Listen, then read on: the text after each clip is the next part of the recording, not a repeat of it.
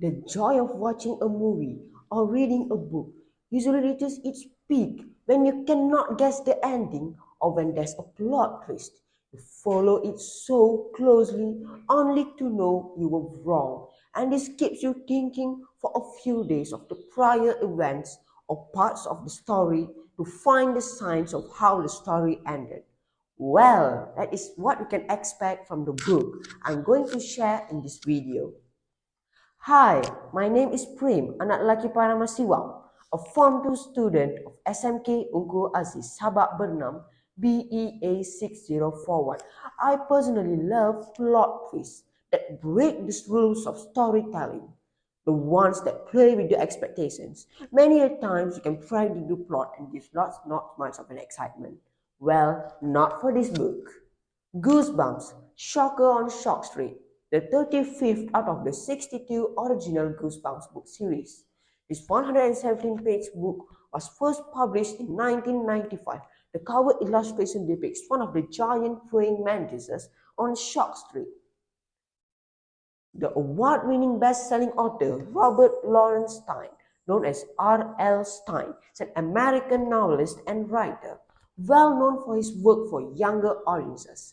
Stine rose to fame when he wrote the best-selling Goosebumps series, which sold more than 250 million copies and became a worldwide multimedia phenomenon. What is this book about? What makes it have the gripping effect on the readers? What is the shocker on Shock Street? Well, this story is about Erin Wright and her best friend Marty. They love watching horror movies, especially Shocker on the Shock Street movies. Erin Wright's dad works in Shock Street Studios and he builds the Shocker Street theme park. All kinds of scary creatures live on Shock Street, like the Terminator, Ape-Face, and Mad Mangler.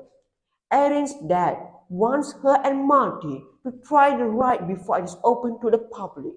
Their first stop is at the haunted House of Horror, where they see ghosts and many scary optical illusions.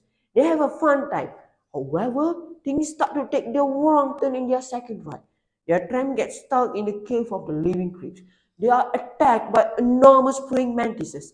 They manage to get out, but they still encounter many terrifying creatures like werewolves, zombies, and the ghost train. At first, they thought it was all fake until they realized they are all real and Shock Studios is hiding something big. Finally, they managed to escape. They then encounter a man in black suit, Mr. Denver, who helps them to get out of there. Meanwhile, Avery notices a giant plug behind Mr. Denver. When the plug is pulled, it is revealed that Mr. Denver was a robot. Erin tries to warn Marty, but it is too late. Marty is hit by thousands of volts of electricity and falls to the ground. Erin sees her father and runs to him to ask for help. However, Erin stops talking correctly. Soon, she stops moving entirely. Erin's father tells his co-workers that Erin and Marty robots have stopped working properly. While he inspects them, he discovers that the cause of the malfunction is damaged chips.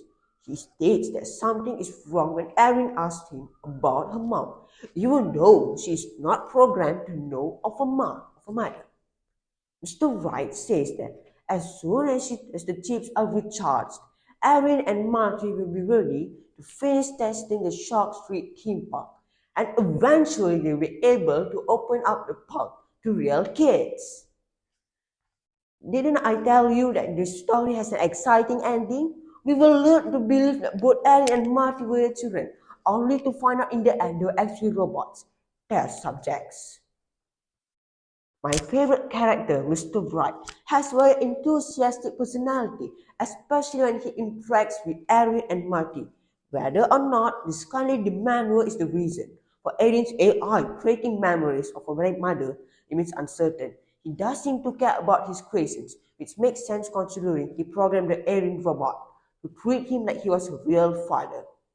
I particularly like Mr. Wright because he is a genius robotic engineer, someone I aspire to be. Every story has lessons embedded in it, and this book not excluded. One of the lessons I've learned is being courageous or fearless. These two children, though robots, are brave enough to face any challenges thrown at them. They find solutions, seek answers, and work with what they have to overcome the obstacles they face. Thus, as a teenager, I've learned at times I need to be curious, inquisitive to get the truth. Should not just believe anything and everything. Living in this dark world, these lessons will certainly see me through my quest of achieving my goals in life. Reading this story too has somewhat inspired me to write stories that play with the minds of readers, the one who dare to think out of the box and take risks will not conform to the norms, thus making them memorable and inspiring. So what are you waiting for? Go grab this book and finish reading it within a day or two. And see the reasons why you have to read the entire collection. Shocker on Shock Street is a must read. Thank you.